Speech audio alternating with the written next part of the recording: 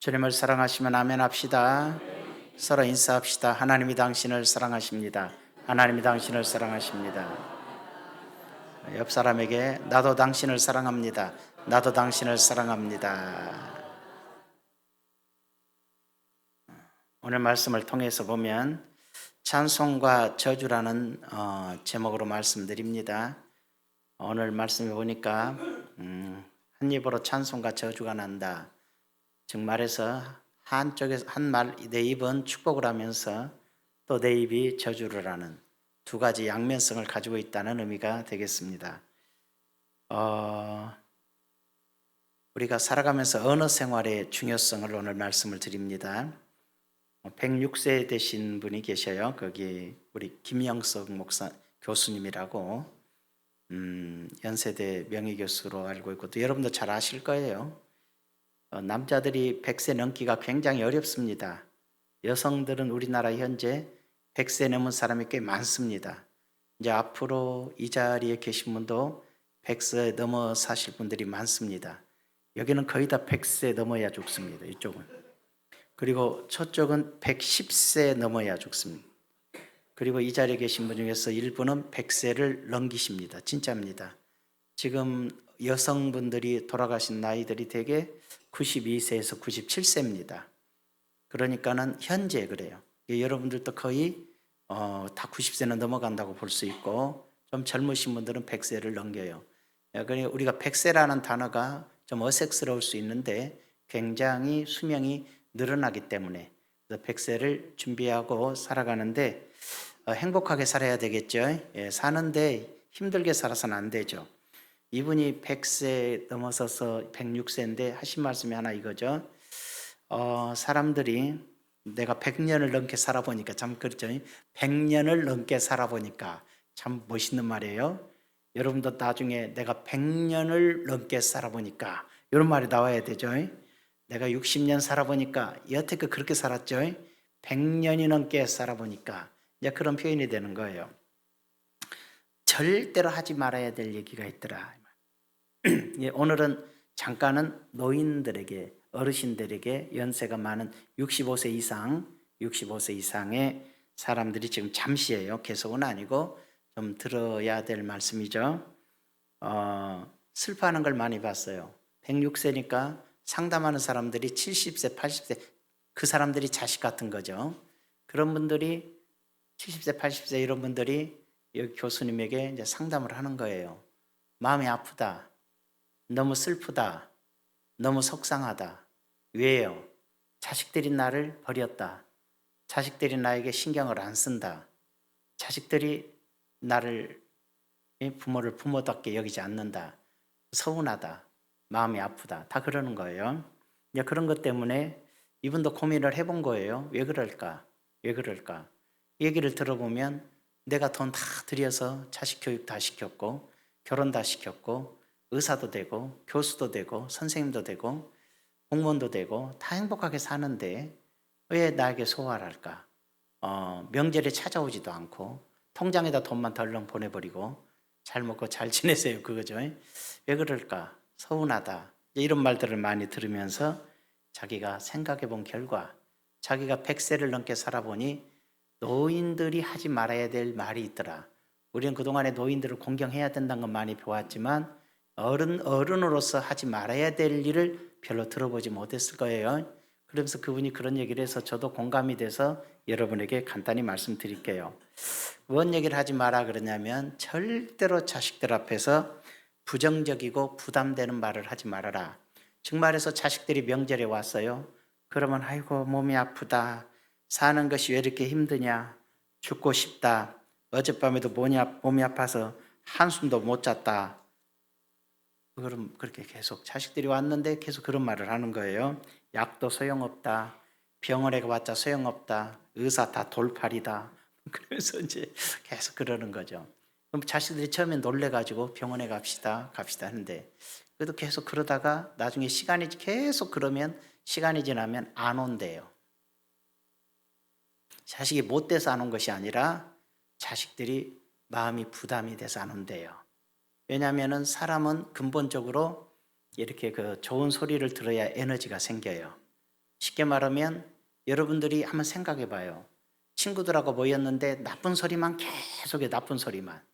뭐 남편 죽이 불고 싶다, 뭐 하고 있다, 계속 그 소리 하면 나중에 그 사람하고 안 만나.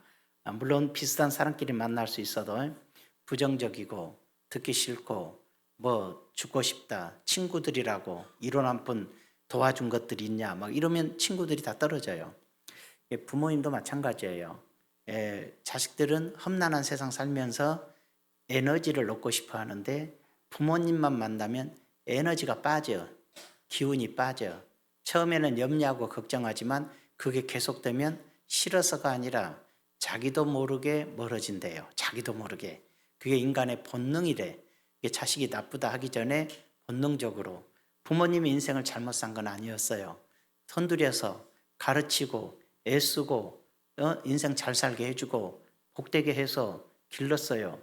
부모로서는 아무것도 잘못한 게 없어요. 그런데 딱 하나, 부모가 말을 잘못하더라 이거예요. 부모가 말을 잘못하더라. 두 번째로 조심해야 될 게 뭐냐면은, 하지 말아야 될 뭐냐면은 보상을 바라는 말이에요. 보상을 바라는 말. 즉 말해서 자식에게 자기 과거에 고생했던 얘기를 자꾸 해. 내가 너 가르치려고 시장에서 뼈 빠지게 고생했다. 내가 장사하면서 얼마나 고생한 줄 아느냐. 그래서 내 몸이 이렇게 망가졌다. 내 이 팔이 왜 이런지 아냐? 그때 일하다가 너 학비 보려고 일하다가 다쳐서 지금까지도 손이 떨려. 막 이런 소리 오면 생일 때나 명절 때 오면 그런 얘기만 해. 여러분, 자식과 부모의 관계는 사랑의 관계예요. 사랑의 관계에서 자식은 부모에게 다 줘도 아깝지 않아요. 부모는 자식을 기르는 기쁨으로 사는 거예요. 힘들어. 그지만 기르는 그 기쁨이야. 자식을 이 땅에 사람답게 기르고 인생을 잘 살도록 길러내는 거 하나만으로도 부모는 행복한 거예요. 근데 보상을 바라면 안 된다는 거죠. 내가 너 의사 만들어 놨으니까 이제 너는 내가 이렇게 힘들면 나를 도와줘야지, 돈 많이 줘야지, 이제 이런 식으로 통제를 해서는 안 된다는 거죠. 말 안 해도 할 텐데 그렇게 하면은 하고 찾아오면 네가 잘 살고 있는 것만으로 행복하다, 내가 기쁘다, 잘 살지, 애가 뭐 한일 직장 생활 하느라고 얼마나 힘드냐, 승리해거라, 뭐 이런 말이면 참 좋은데 내가 너 이만큼 가르쳐놨으면 자식아 네가 내한테 이렇게 해야 되겠어? 이런 말은 안 된다는 거죠. 보상을 바라는 말은 절대 하지 말아라. 부모님에게 내가 부모로서 그냥 편안하게 해주면 부모님에게 고마운 줄 아는데 자꾸 보상을 말하게 되면 뒤에 가서 자식들이 모여서 욕한다는 거예요. 부모래도 왜 저러신다냐 그러면서 이제 기도를 해요. 빨리 가게 해주세요. 조심해야 되는 거죠. 그만큼 말이라는 것은 우리가 조심해야 된다는 거죠. 첫 번째가 뭐라고요? 절대로 그 부정적인 얘기, 그런 얘기 하지 말고, 두 번째로 보상을 바라는 얘기 말하지 말고, 세 번째로 비교하지 말아라. 누 집 자식은 뭐 됐다는디, 누 집 자식은 한 달에 1,000만 원 번다는디 너는 300만 원 버냐? 막 이런 식으로 하면서 비난하거나, 너는 왜 그러니? 남의 자식은 똑같은 대학 나왔어도 이렇게 돈 많이 벌고 부모들한테 이렇게 한다던다. 옆집 누구는 유럽을 3번 보내줬단다. 그러면서 비교를 하는 거예요. 너는 도대체 뭐 하니? 이런 소리. 그런 소리 하면은 자식이 싫어하는 거죠. 그리고 또 이런 거 뭐냐면은, 우리 때는 소나무 껍질 벗겨서 국 끓여 먹고 살았다. 보리 잘라다가 보리국 끓여 먹고 살았다. 너희들은 배가 부르고 이렇게 행복한 시대에 살면서 왜 이 모양이니? 우리 때는 여러분은 다 아니고 정말 일부는 그랬는지 모르겠어요. 뭐 저는 소나무 껍질이 어떻게 생긴지도 모르지만 여러분들도 모를 거예요. 하여간에 가난했던 건 사실이에요. 가난하게 살았던 건 사실인데, 그러나 그때의 우리의 삶은 가난하고 먹는 게 중요했다. 먹는 게. 먹기만 해도 행복했고 했어요. 그러나 배고파도 내일이 있어요. 왜? 내일 뭐 밭에 가서 감자 키우면 되고 고구마 키우면 되고, 또 내년이 있어. 내년도 똑같아요. 내년도 감자 캐고 고구마 키우면 되는 거야. 10년 후도 감자 캐고 고구마 키우면 되는 거야. 가난해도 그냥 그대로 내년이 있어. 요즘 젊은 세대들은 내일을 몰라요. 세상이 얼마나 급변하든지 내가 가진 지식도 내가 가진 기술도 몇 년 후에 쓸모가 없어져 볼 수가 있어. 그렇기 때문에 변화무쌍하고 내일이 어떻게 될지 모르고 내일에 대해서 보이질 않는 그 시대에 사는 사람들은 현재는 돈이 있고 잘 산다 해도 결국은 어떤 결과를 가져오냐면 우리는 육신적인 배고픔의 고통을 겪었다면 요즘 젊은 세대들은 뭐예요? 정신적인 고통, 영적인 고통 속에 빠져 있어요. 너무너무 사실 힘들어요. 우리 때는 뭐 경쟁할 거 있어. 내가 농사 잘 지면 잘 되고 내가 안 지면 안 되는 것뿐이야. 지금은 싸워 이겨야 돼. 회사에서도 경쟁이요, 사업도 경쟁이요, 직장도 경쟁이요, 어디서나 경쟁이야.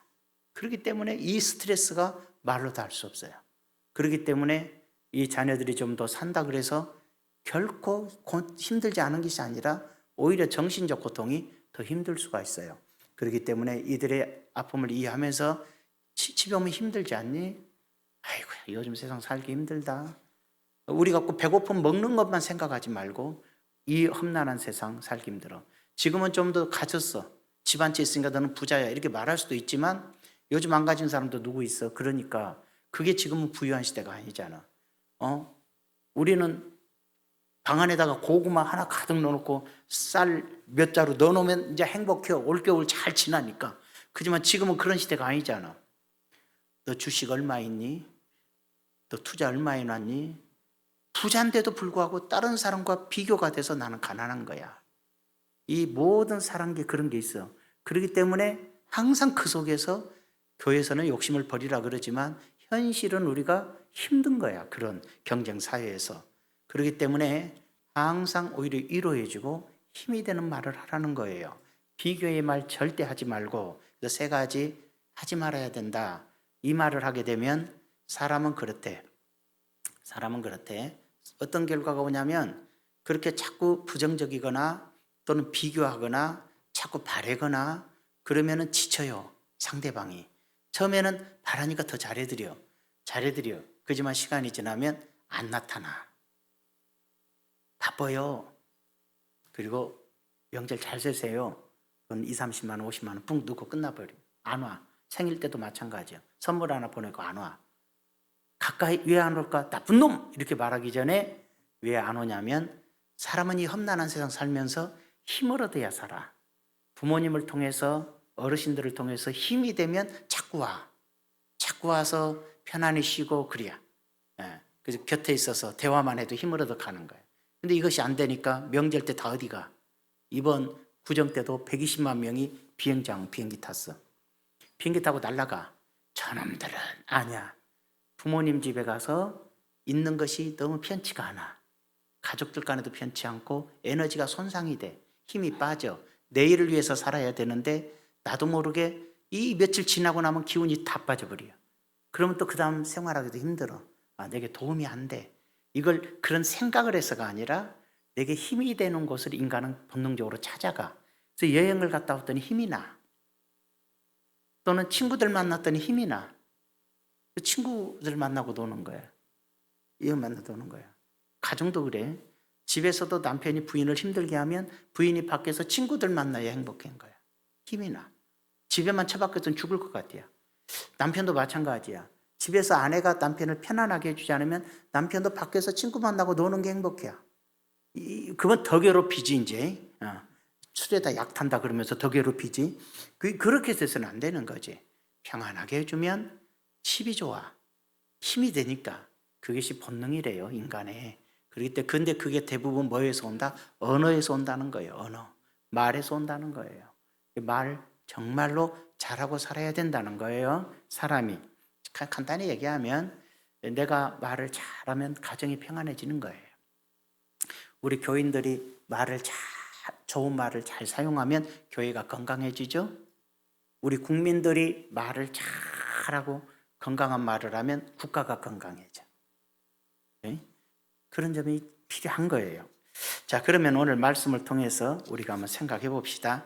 한 번 더 좀 찍고 넘어가 보면 이렇게 꽃과 나비가 이렇게 날라와요. 꽃과 나비가 날라오는데 왜 날라와요? 이 꽃이 향기를 품으니까. 꽃에서 향기가 나니까 벌도 오고 나비도 오는 거예요. 그래서 아름다움의 모습이 보여요. 꽃 하나 덜렁 피어 있는 것보다 꽃이 있고 그림에 나비와 벌들이 춤추고 있는 그림이 더 멋있거든요.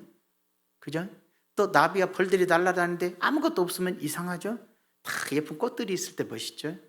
꽃만 있는 것이 아니라 나비와 벌들 함께 있을 때 반해. 왜 근데 꽃에 나비가 오느냐 벌이 오느냐? 향기가 있을 때. 근데 이 꽃이나 이런 데서 독을 품으며 독 나쁜 냄새나 독을 풍겨 아무도 안 나타나요. 벌나비 때도 오지 않고 사람도 오지 않을걸요? 안 나타나요. 그런 것처럼 그래요. 그리고 나이가 들면 조심해야 될 게 말조심, 그 다음에 또 뭐죠? 마음 조심인데 마음은 욕심이에요. 욕심. 나이가 65세쯤 넘으면 마음에 비우래요.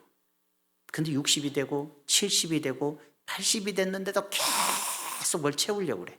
돈. 내가 원하는 거. 여행 막 채워. 여행 갔다 죽어요. 조심해야지 나이 먹었으니. 그걸 채우려고 그래. 뭔가를 더 가지려고 그러고 더 채우려고 그러면 안 된대. 채우려고 해서 주먹을 막 쥐는 거야. 잡으려고. 주먹 쥐어 갖고는 아무것도 못 잡아. 손바닥을 팍 피라는 거예요. 그러면 다 만질 수가 있대야. 세상 모든 걸 만질 수가 있대. 주먹을 쥐어서는 못 만져. 주먹을 쥐어서는 못 가져. 비우라는 거예요. 나이가 들면 돈 욕심도 비우고, 나이가 들면 뭐 세상 뭐 욕심이 됐든지 비우래. 그러면은 비운 게 젊은 날에는 채워. 젊은 날에는 채워야지. 통장도 채워야 되고 뭣도 채워야 돼. 그지만 나이가 들고 65세 넘으면 좀 비워라 그래요. 비워라. 욕심을 좀 비워라. 이런 말이에요. 그러면 행복해진다 이거예요.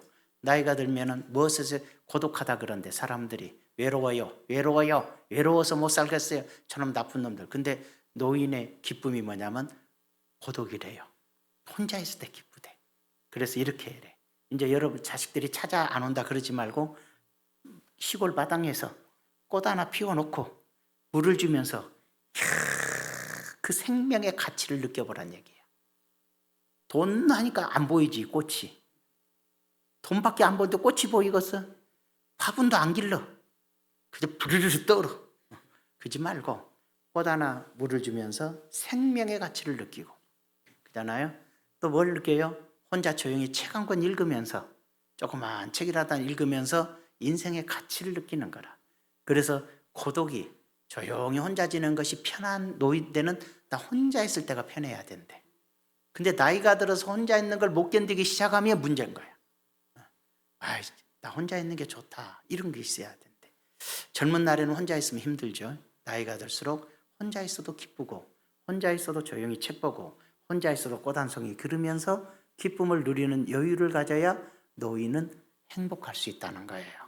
그렇지 않고 뭔가 안 준다, 저놈들이 외롭다, 나쁜 놈이다, 내가 어떻게 가르쳤는데 이런 생각과 언어들은 싹 이렇게 꽃이 독을 풍기는 것 같아서 벌나비가 오지를 않아. 그지만은 여러분들이 평안하게 하면 자꾸 가까이 와. 여러분을 통해서 아름다운 향기를 품어내면 노인으로서 인격의 품위를 지키면 사람들이 찾아와. 자식들이 옆에 있고 싶어해. 그 뭐라 그랬냐면 돌이라 그랬어. 젊은 날에 산에서 떨어진 돌들은 뾰족뾰족해. 만지거나 들거나 손을 다칠 수 있어요. 그렇지만은 이 돌들은 어떻게 돼? 10년, 20년, 30년 물속에서도 구르고 땅에서도 구르고 하다 보면은 뭉시 동글동글해서 매끈매끈한 돌이 돼. 노인은 그거래. 나이가 70 됐으면 이제 뭐가 나는 게 없어. 그래서 온유해요. 누가 만져도 누가 타치해도 다칠 사람이 없어. 여기에서 나오는 말 한마디라도 하나도 다치지가 않아. 그래서 언어가 좋은 언어를 쓰라는 거예요. 모두가 다 평안한 언어를 쓰면, 둥글둥글한 언어를 쓰면 사람들이 곁에 있다는 거죠. 자식들과 함께 행복하고 싶다면 언어 생활을 바꿔라. 언어 생활을 바꿔라. 사랑의 말, 축복의 말, 기쁨의 말로. 아멘. 자, 그러면 이제 어른들만 들은 게 아니죠. 우리가 이제 언어는 잘 배워야 돼요. 그래서 이제 우리 젊은 이 자리에 계신 모든 여러분들이 말은 첫 번째로 언어는 잘 배워야 돼. 여러 종류의 짐승과 새와 벌레와, 그냥 간단히 말하면 세상의 모든 짐승, 새, 동물들은 다 가르칠 수 있대. 호랑이도 가르쳐, 사자도 가르쳐, 모든 짐승을 길들여서 쓸 수 있어요. 그래서 표범도 뭐 자기 집 동물 가축처럼 끌고 다니는 사람도 있어요. 그런데 8절에 혀는 능히 길들일 사람이 없나니, 말이란 건 길들이질 못해. 한 번 잘못되게 말을 배워버리면 고치기가 너무 어렵다 이 뜻이에요. 말을 잘못해. 그래서 말을 잘 배워야 된대. 첫 번째로 말을 잘 배워야 돼. 어린아이가 응아하고 태어났어. 태어났는데 어린아이가 태어나서 뭐라 그래? 아버지 어머니 나를 낳으시니라고 고생하셨습니다. 이렇게 말을 하는 애가 어디가 있겠어? 응? 또 태어나면서 믿음 가지고 할렐루야 이런 애가 있겠어? 태어나면서? 없다 이 말이에요. 어린아이들은 말을 못해. 말을 못한다는 건 뭐죠? 이게 거의 1년이 되도록 말을 못해. 그런데 부모님들을 통해서 말을 배우는 거야. 그래서 어린아이들이 맨 처음 부모를 통해서 말을 배우기 시작해. 옛날에 우리 신혜영 군은 할머니가 길렀어. 제 4살 때 할머니 말투였어. 그래갖고 우리가 다 웃었어. 왜 할머니 옷 같냐? 뭐 그러면서. 왜 할머니가 기르니까 할머니처럼 얘기를 해. 언어라는 건 부모를 통해서 배워. 기르는 사람을 통해서 배워. 시간이 지나면서 더 정화가 되겠죠. 그렇기 때문에 어렸을 때부터 배우게 되고 학교 가니까 또 학생들, 친구들과 선생을 통해서 배워. 집에서 욕을 안 가르쳤는데 이놈이 학교를 가더니 혹은 유치원 가더니 야 이 새끼야 막 그래. 오늘 욕을 너희서 배웠어. 막 좀 까다로운 부모들은 유치원에 전화하고 학교에 전화하고 난리 나요. 욕 배웠다고. 그런데 욕하는 애들이 있어. 부모가 이 1살, 2살, 3살 때부터 이놈 저놈 뭔놈 이렇게 했기 때문에 애는 거기서 잘못 욕을 배웠어. 그게 다른 친구들에게 영향을 미치기도 하는데, 그래서 이제 교회가 중요한 게, 교회에서는 욕하면 안 돼. 나쁜 얘기야 해서 수정을 시켜줘야 돼. 교회는 선생님들이 어린아이 때부터 유치원 때부터 언어를 이제 잘 배우도록 해줘야 돼. 왜? 언어는 한번 잘못 배우면 못 고친다고 지금 돼 있어요. 그렇기 때문에 잘 배워야 되는 거예요. 어느 목사님 친구가 학교에서 공부를 잘했어요. 근데 고등학교 때 둘 다 공부를 잘했는데, 한 친구는 믿음이 좋아서 신학대학을 가고 한 친구는 아주 공부를 잘해서 고대 갔는데, 자기 이 목사님 된 친구가 너무 잘생겼어. 말도 너무 잘해. 학교에서도 똑똑해. 그래서 학교의 선생님들도 동네 어른들도 저놈은 다 대통령감이라 그랬어. 저놈은 아주 한 자리 해먹겠어. 대통령 될 거야. 다 그랬어. 근데 이제 이쪽은 믿음이 좋으니까 목사가 됐어. 세월이 지나 목사가 된 다음에 자기 친구가 이제 좀 생각이 나. 얘는 그때 대통령감이라 그랬는데 내 친구가 요즘 뭐 하고 있을까? 소수문에서 연락해서 찾았어. 한번 만나자. 그랬더니 만났어요. 둘이 딱 만나서 봤더니 대통령감이라는 친구는 뭐 하고 있냐면 술집 하고 있었어. 그래서 야, 너 어찌 이렇게 있냐? 그랬더니 대화를 해보니까 이 대통령감 정말 잘생기고 똑똑하고 말 잘하고 공부 잘하고 뭐 누가 봐도 탁월한 사람이었는데, 아니 얘가 이렇게 술집을 하고 있지? 그랬더니 대화를 해보니까 나라 탓하고 대통령 욕하고 세상을 원망하고 난리가 아니요. 그래서 친구 목사가 그랬어요. 야, 누가 너 보러 술집 애랬냐? 술집하고 사는 게 잘못이지. 너 말이야. 사람들이 너 다 대통령감이라고 그랬어. 또 대통령 못 됐다고 대통령 왔고 그러니? 그러면서 그랬어. 왜 이렇게 살아가면서 남을 비난하고 욕하고 나라를 저주하고 대통령만 욕하고 사는 이런 사람이 됐어? 그랬어요. 네가 친구 목사니까 그래서 술집 친구한테 네가 비난, 저주, 원망, 남을 욕하는 것을 배우지 않고 너는 고대라는 좋은 대학에 가서 나라를 비방하고 정치를 비방하고 뭘 비방하고 이런 것만 배운 것 같은데, 네가 그런 걸 배우지 않고 사람들을 사랑하고 축복하고 사람들이 뭘 원하고 있는지를 헤아리면서 인생을 살았으면 너는 대통령이 됐을 거야. 너는 똑똑하고 공부 잘하고 잘나고 좋은 대학 가서 비난하고 정죄하고 판단하고 욕하고 그런 것만 배웠냐? 그래서 네가 인생이 이렇게 된 거야. 친구가 아무 말 않고 고개를 숙였어요. 맞아. 여러분 살아가면서 좋은 걸 배워야죠. 좋은 말을 배워야죠. 얘 예수 믿으면서까지 욕하는 걸 배우고 저주하는 걸 배우고 공격하고 남의 탓하고 나라를 비방하고 대통령을 비방하고 정죄하고 비난. 왜 그런 줄 아세요? 아까 얘기했잖아요. 사람이 언어가 좋으면 가정이 복을 받아요. 성도들이 언어가 좋으면 교회가 건강해져요. 국민의 언어가 좋으면 나라가 잘 돼요. 우리나라는 정치인들이 이원화 시켰잖아. 그래서 예전에 우리 국민들이 얼마나 좋았어. 박정희 대통령 때만 해도 우리 국민은 정부를 욕하고 그러지 않았어.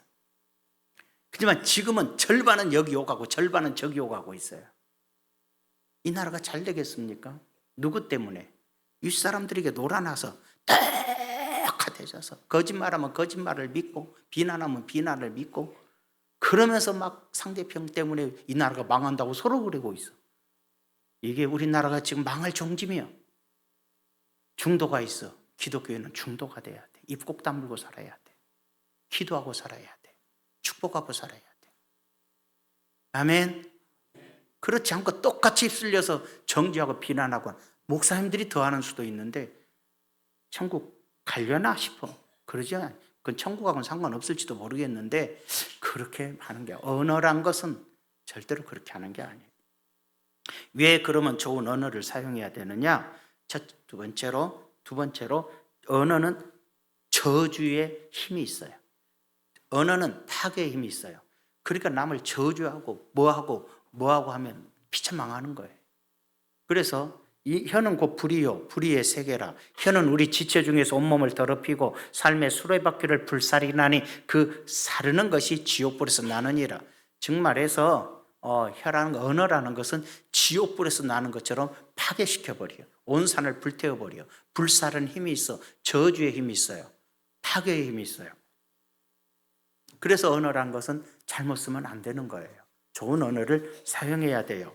자, 아틀란타의 논문지에 이런 글이 있어요. 나는 치명적인 타격을 가할 수 있는 힘과 기술을 가지고 있다. 그리고 또 뭐라고 그랬습니까? 나는 죽이지 않고도 승리할 수 있다. 나는 가정과 교회와 국가를 파괴시킨다. 나는 수많은 사람의 인생도 파괴시켜버린다. 나는 바람 날개를 타고 온 세상을 돌아다닌다. 아무리 순결한 사람도 내 앞에 무력하고 아무리 정결한 사람도 내 앞에서 무기력하다. 나는 진리와 정의와 사랑을 경멸한다. 나는 나의 희생자를 역사와 전 세계에 가지고 있다. 나는 바다의 모래보다 더 많은 노예를 거느린다. 나는 결코 망하지 않는다. 나는 절대로 용서하지 않는다. 내 이름은 중상모략이다. 중상모략. 정치는 중상모략이야. 이쪽은 이쪽을 중상모략하고 이쪽이 저쪽을 중상모략해. 은근히 사업의 세계도 중상모략이 하고 인간의 세계가 다 중상모략이 있긴 해요. 이 중상모략 때문에 온 국민이 다 중상모략가가 되나 봐. 아니면 속아. 저 사람들의 말을 믿고 내가 그들을 따라서 똑같은 말하고 있으니까 나도 중상모략가예요. 이쪽도 마찬가지야. 똑같아. 정치란 건 중상모략에서 하나를 죽여버려야 돼. 국민이 그런 데 휩쓸리면 안 돼. 그걸 분별해야 돼. 저놈들이 중상모략한다. 이놈들이 중상모략한다. 정확히 판단하고 욕하고 저주할 것도 없이 판단하고 국민들이 잘 성숙하면 좋은 지도자를 선택할 수도 있는 거고. 자, 이처럼 중상모략이 문제가 돼요. 그래서 방금 얘기했듯이 파괴의 힘을 가져요. 이 말이 얼마나 인생을 파괴시킨지 몰라요. 말 한마디가 어떤 사람의 인생을 파괴시켜 버릴 수 있어요. 그래서 축복의 말을 해두고 좋은 말을 해야 되는 것이죠. 세 번째로 언어란 것은 방금 언어는 파괴의 능력을 갖기도 하지만 반대로 언어는 축복의 출구가 되기도 해요. 찬송의 출구라 그랬어요. 이것으로 우리가 아버지를 찬송하고 이것으로 우리가 하나님의 형상대로 지음진 저주하나니 한 입에서 찬송과 저주가 나오는도다. 내 영지다 이것이 마땅치 아니하니라. 절대로 사람은 두말하면 안 된다는 뜻이에요. 좋게 말하고 좋게 생각하라는 얘기예요. 좋은 말하고 좋은 생각하고 좋은 말하라. 좋은 사람이 좋은 말하고 나쁜 사람이 나쁜 말해요. 포도나무가 포도 열매를 맺어요. 가시나무가 무화과 달지 않아요. 가시나무는 탱자의 열매를 맺어요. 그렇잖아요? 가시나무에서 사과가 달렸다 이런 일은 없잖아요. 절대로 그 나무의 그 열매예요. 사람이 어느 생활을 보면 이 사람이 좋은 사람이다, 나쁜 사람이다 알 수 있는 거예요. 또는 알아요. 목사 정도면 알아요. 이렇게 미련한 사람이냐도 알아. 말하는 것 보고 이렇게 미련한 사람이냐도 부분해요. 또 말하는 걸 보고 이렇게도 남에게 휩쓸리는 사람, 남의 말 듣고 흥분하고 남의 말 듣고 욕하고 남의 말 믿고 막 인생을 걷다 바찌르지 않은 모잘난 사람이라고 봐요. 저는. 왜 자기 중심이 없을까? 왜 자기 중심의 세계가 형성이 안 되고 그렇게 남의 말에 휩쓸리고 남의 뭐에 휩쓸려서 난리를 칠까? 그럼 판단이 돼요. 본인은 잘났다 그럴지 몰라도 미련하다, 어리석다, 휩쓸린다 볼 수가 있는 거예요. 여러분들이 그런 자리에 설 수 있는 사람이 돼야 되는 거야. 그래서 말하는 걸 보면 안다 이 말이에요. 말하는 거 보면 좋은 사람이다, 나쁜 사람이다, 지혜로운 사람이다, 미련한 사람이다 구분할 수 있다는 거예요. 그것이 중요한 것이죠. 자, 말이 얼마나 소중한지를 한번 생각해 봅시다. 그럼 어떤 말을 해야 되죠? 좋은 말, 복된 말. 그럼 기도도 그래요. 기도도 우리가 오늘 찬송, 축복 이렇게 보면 찬송은 축복이고 축복은 감사거든요. 찬송하라는 것은 송축하라는 뜻이고 송축하라는 것은 축복하라는 뜻이에요. 그러니까 여호와를 송축하라 할 때 여호와를 축복하라는 뜻이고 또 축복이란 단어를 쓰는데 축복은 뭐죠? 우리 편에서는 감사에서 오는 거예요. 따라서 감사합시다. 감사합시다. 그러니까 내가 축복의 출구가 된다는 것은 사람들이 입에서 감사로 하나님께 영광을 돌리는 것을 말하거든요. 어떤 사람이 딸이 정신장애예요. 정신장애로 살아가니까 얼마나 부모님이 마음이 아프겠어요. 다 큰 딸이 정신장애로 고통을 당하고 있어요. 정신이 왔다 갔다 해. 너무 괴로운데 멀린 케도로스 목사님이 설교를 하는데 그 설교를 들었어요. 역경 그 자체에 감사하고 그런 역경을 주신 하나님께 찬송하십시오. 역경에 감사하고 역경을 주신 하나님께도 감사하라는 뜻이에요. 여러분 입장 바꿔서 되겠어? 지금 딸이 정신 이상이 와서 살아가는데 감사해라니. 그래서 너무나 속이 상하는 거예요. 그래서 감사할 수가 없었어요. 마음에 감사할 수가 없어서 고민을 하다가 그래도 그 목사님은 설교를 했다면 그 설교만 해 감사하라고.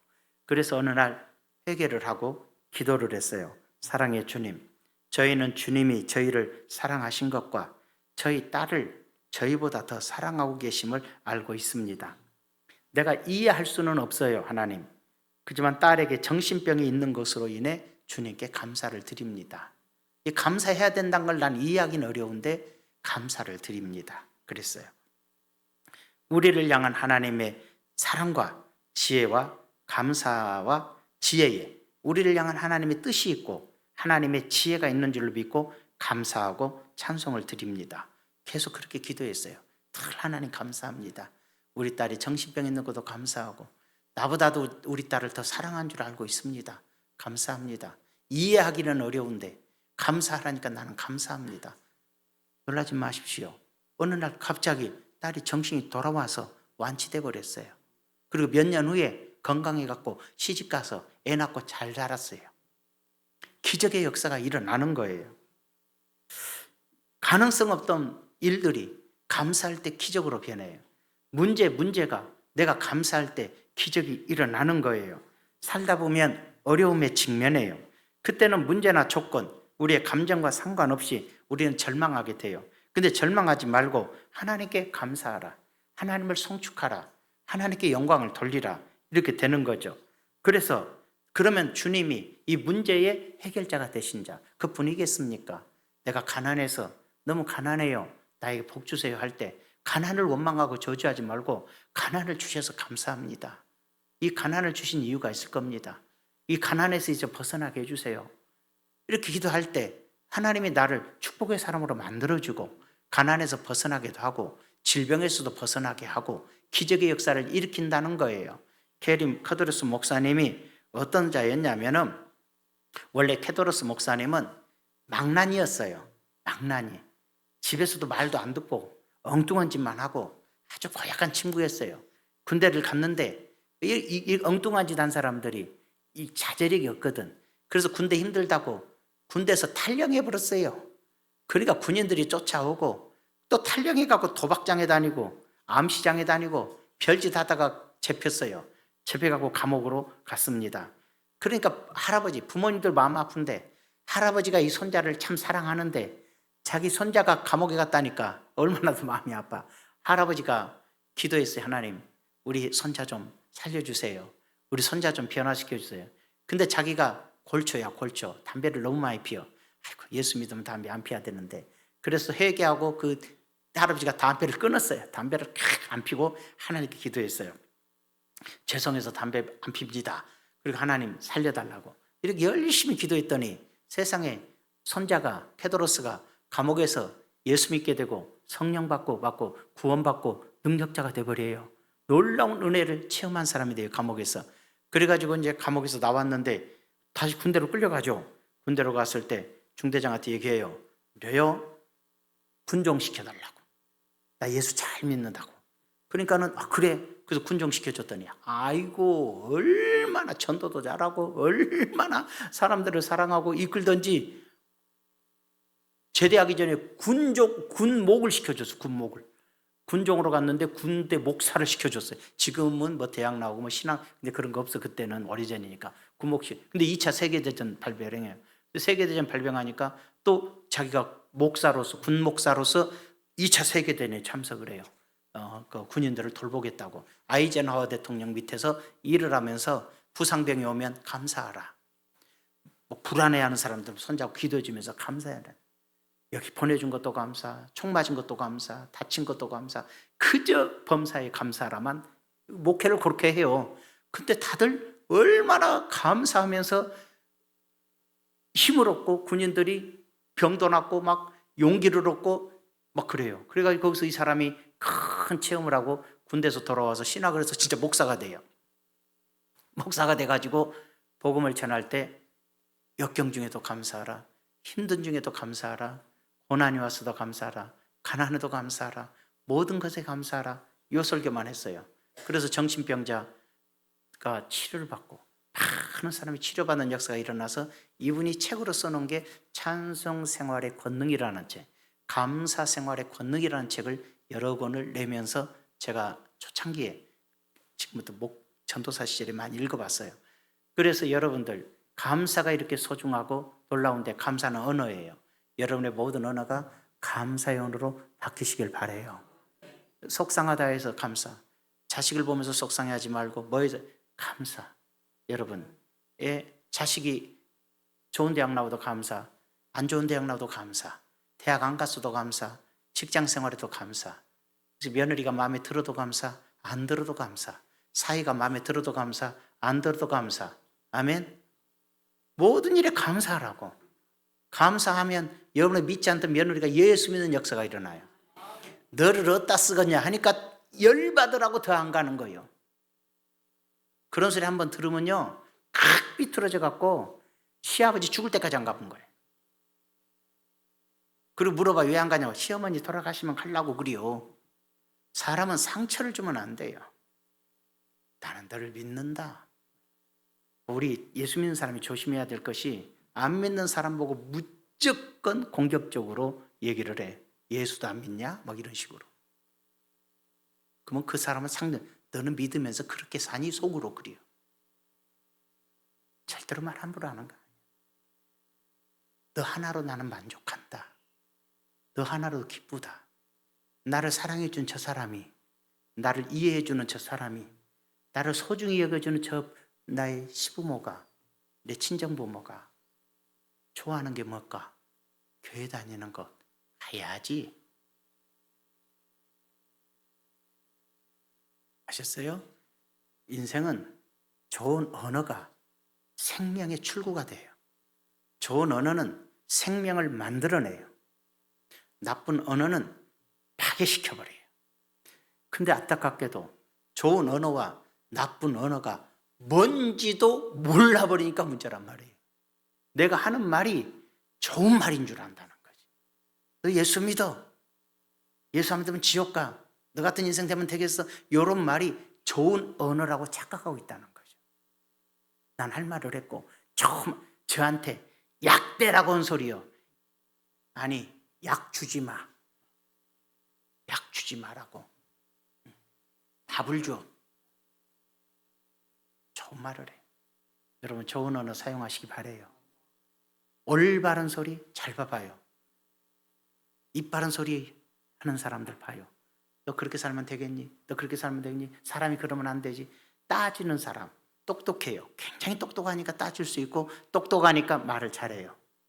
자, 복 받는 사람 별로 없어요. 별로 잘 안 돼요. 왜 그런지 아세요? 인간이 인간관계를 잘하는 것은 인간관계를 잘하는 게 인생의 성공의 50%라 그래요. 저 사람이 참 인간관계를 잘해. 사회성이라고 그래. 너는 인생을 절반은 성공했구나. 이렇게 말하는 거죠. 좋은 관계를 맺을 줄 알아. 좋은 관계. 여기서 말 함부로 하면 안 되지만 우리 김만원 집사님처럼 좋은 관계를 맺을 줄 알아. 동네에서나 어디에서나 다 처음 가볼 때 누가 가려고 그래. 근데 저는 잘 못 할 거야. 근데 저번 동네에서도 다 인사하고 다니면서 서로 하면서 이게 관계라는 거야. 이 사람은 이미 인생을 50% 성공했다 그러는 거예요. 그런데 따지기 좋아하고 판단하고 저것들 이러면서 옳고 그름을 따진 사람은 인간관계가 깨져. 인간관계가 깨져요. 세월이 지나고 보면 인간관계가 깨져요. 결국은 인간관계 좋은 사람이 잘 돼요. 여러분 돈이라는 것도 복이라는 것도 관계 속에서 이끌어져요. 죄송하지만 목회도 그래요. 관계를 잘 맺는 사람들은 길이 열려요. 아무리 약한 친구라도 관계를 잘 맺는 친구는 인정을 받아서 좋은 교회로 부임도 가요. 고생 안 하고 목회를 해요. 그러나 관계 못 맺는 사람은 땅 파다 죽어요. 지갑만 땅에 묻혀야 돼요. 관계를 못 맺으니까 혼자 파다 지쳐버려요. 자, 똑똑해서 나 혼자 인생의 길을 걸어갈 때 돌다리를 놓고 저 강을 건너야 된다면 혼자 놀려면 다리 하나 놓으려면 내가 죽을 수도 있고 위험한 걸 과정을 거쳐서 놓기까지 엄청난 시간이 걸려요. 그러나 10명, 20명 좋은 관계를 맺은 사람이 놓으면 그보다 10배, 20배 빨리 다리를 놓고 인생을 건너가요. 그러니까 좋은 관계를 맺을 줄 아는 사람이 관계를 맺지 못한 사람들보다 10배 이상 빨리 가요. 그게 뭐냐? 따지기 좋아하고 이 관계는 언어에서 오는 거야. 좋은 언어 쓰고 이해해주는 말, 사랑하는 말, 축복하는 말, 믿어주는 말 이런 말들은 좋은 관계를 형성을 해요. 그렇지만 비난하고 공격하고 따지고 겉다이로 살지 마라 이런 식으로 공격적인 말들은 서서히 내 주위에 사람들이 없어지는 거예요. 그래서 판자촌에 가면 다 누가 있다? 따지기 좋아하고 핏대 센 사람이 그가 다 있다 그래요. 따지기 좋아하고 핏대가 미스터 핏대들 이만한 소리만 들이면 화나서 머리 받고 싸우는 사람, 이만한 힘은 10배로 갚은 사람, 기분만 나쁘면 난리치는 사람, 이것을 미스터 핏대라 그래요. 이런 사람들의 특성이 복을 받지 못한다는 거예요. 그렇지만 뭔 소리 들어도 참을 줄 알고 좋은 관계를 맺어가고 좋은 관계로 서로 좋은 언어를 사용해 주는 사람들은 주위의 사람들이 온다. 제가 저를 자랑하면 막 또 뭐라고 저 팔불출이라 그러잖아요. 그런데 과거에 지금은 뭐 잘 내다가 나이가 있고 그러니까 안 오는데 예전에 이제 후배들이 많았잖아요. 전화가 와요. 목사님 예요 그러면 이번 원래회 때 이제 목사님 모임이 원래회잖아요. 원래회 때 오세요 안 오세요? 그래서 아니 내가 가고 안 가고가 뭔 소용이 있는데 왜 내가 그걸 물어봤더니 목사님 가시면 가고 안 가면 안 가려고요. 그래서 왜요? 그랬더니 목사님이 가면 회의도 편안하고 모든 게 편안한데 안 가면 꼭 싸움 나더라고요. 목사님만 있으면 너무 좋아서 목사님 가면 가려고요. 그래서 그래요? 나 알았어요. 목사님 때문에라도 내가 가야겠네. 내가 생각해 보니까 저는 후배들에게 아무리 나보다 나이가 어리고 나보다 한참 후배라도 반말을 써본 적이 없어요. 다 존어를 써요. 좋게 얘기해요. 존어를 씁니다. 전도사래도 반말을 써본 적 없어요. 다 주의 종이고 또 아무리 후배래도. 근데 어떤 분들은 말을 함부로 해요. 왔어? 그래요. 잘 지내냐? 막 그래. 이런 사람은 주위에 사람이 떨어져요. 어리든 나이가 먹든 망든 기분 나빠요. 제가 지난번 총회에 갔을 때 이영훈 총회장님 계시고 대표 총회장 계시고 이제 총회 한 30명 일하는 분들이 모였어요. 근데 그러니까 대 선배님들도 계시더라고. 이영훈 총회장과 그다음에 엄기호 전임 지난번 총회장 하셨죠. 또 이 누구 총회장도 있었어요. 그때 나는 이제 뭐 총회장도 아니고 이제 지역의 총괄하는 사람이니까 이제 인사를 해야죠. 목사님들 나오셨습니까? 그랬더니 이영 목사님도 예. 엄경 목사님 아이고 더 정중하게 인사를 하더라고. 저 사람은 그러고 있어. 그러나 저 인간은 속으로 마음에 내가 길 지나갈 때 너 보면 인사 안 한다. 딱 생각. 너 같은 것 같은 데가 뭐 아무리 선배라도 사람을 대할 때 말이라도 아이 오셨어요. 반갑습니다. 이거 딱 할 줄 알아야지. 이러고 있으면 내가 아는 체 하고 싶겠어요? 아이고. 그래서 사람은 그래요. 어디에서나 있잖아 인생을 살아갈 때 저는 그래서 반말 쓰는 게 존어 쓰는 게 편해요. 근데 왜 그럴까? 내가 길렀던 우리 학생들이고 뭐이고 간에 시집가서 애 낳고 그러면 이제 반말이 잘 안 나오려고 그래요. 몇 년 나오다가 다 존어로 돌아가요. 그래서 내 제자들이고 뭐이고 다 존어 써요. 저는 이수권 사님도 뭐 박장 다 저는 반말 써본 적이 없어요.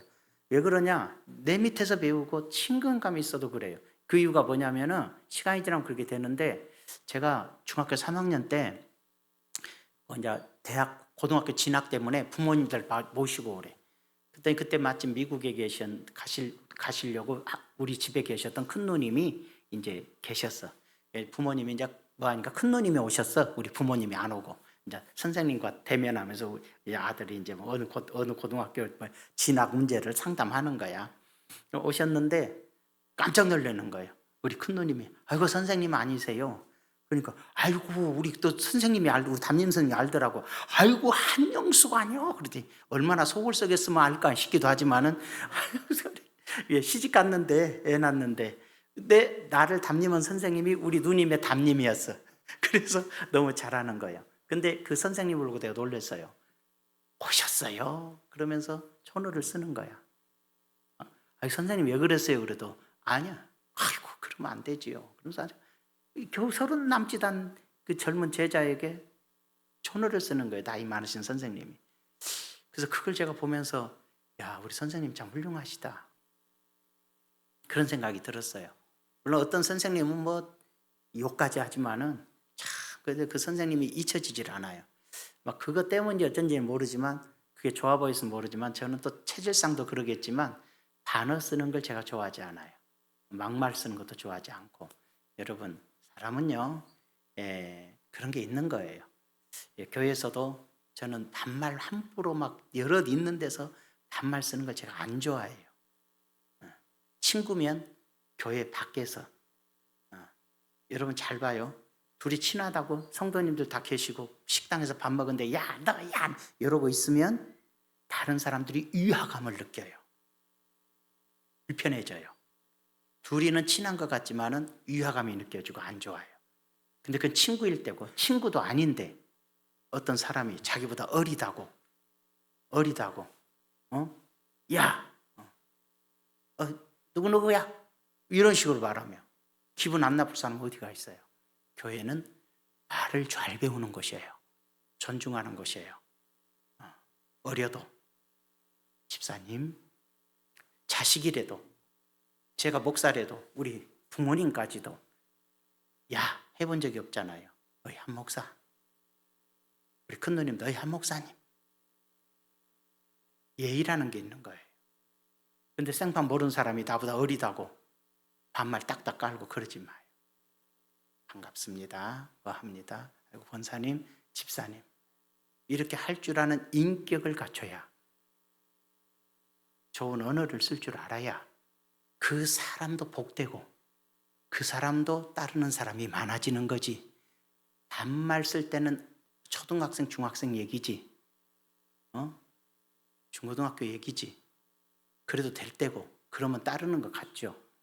그지만은 성인이 됐을 때는 물론 나이가 많이 결혼하기 전이라 몰라도 말 조심해라. 말 조심해라. 내 자식 아니 내 자식 또래라고 해서 말 함부로 하는 것도 아니야. 존중하게. 그것이 바로 존경받는 길이고 그런 습관이 앞으로 더 아름다운 자기의 세계를 내가 무시당하는 게 아니에요. 더욱 존중받는 사람으로 변화가 되는 거예요. 이해가 되시면 아멘. 승리하기를 바라겠습니다. 감사의 말. 자, 언어는 뭐라고? 배워야 된다. 배워야 돼요. 정말 잘 배우세요. 그 다음에 언어는 잘못 쓰면 파괴해요. 인생을 파괴하고 남의 인생도 파괴해요. 언어를 잘 쓰면 생명의 출구가 돼요. 축복을 가져오는 것이 돼요.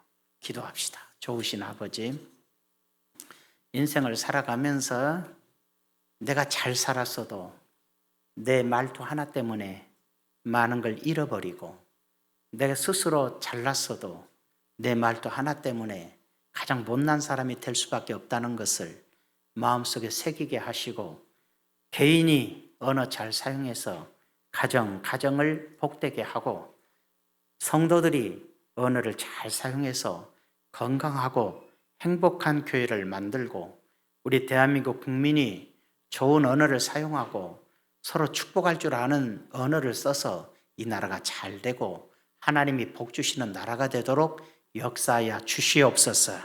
예수님의 이름으로 기도하옵나이다. 아멘.